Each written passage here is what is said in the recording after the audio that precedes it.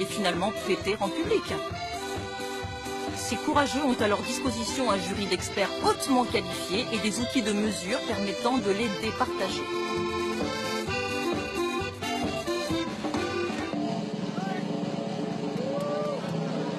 Un long tuyau relié à un entonnoir permet de juger de l'intensité de l'expulsion anale.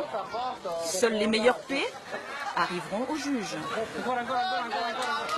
Il faut être sûr d'avoir un grand vent prêt à sortir et de ne pas le faire fuir pendant le parcours. Chaque fuite est autant de puissance perdue.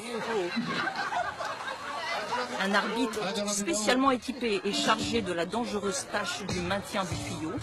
Il doit aussi relever le bruit et la durée de la perlouse. Tous ces éléments seront pris en compte pour la victoire finale. Les émissions gazeuses se suivent et ne se ressemblent pas. Les concurrents ici disposent d'1 heure et de 2 essais pour entrer dans l'histoire de la Peto Race. Statistiquement, une personne normale expulse environ 14 gaz par jour, mais il s'agit rarement de P dignes d'être gravés dans les mémoires. Le plus souvent, on se cache pour péter, mais ici, les concurrents ont tous décidé de dépasser leur limite. Car sans être des pétomanes, ils se produisent joyeusement devant un public ravi.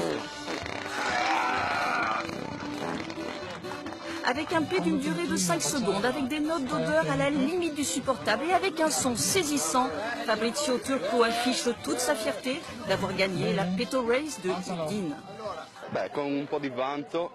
Je suis fier de ce que j'ai fait, car ce n'est pas une expérience de tous les jours.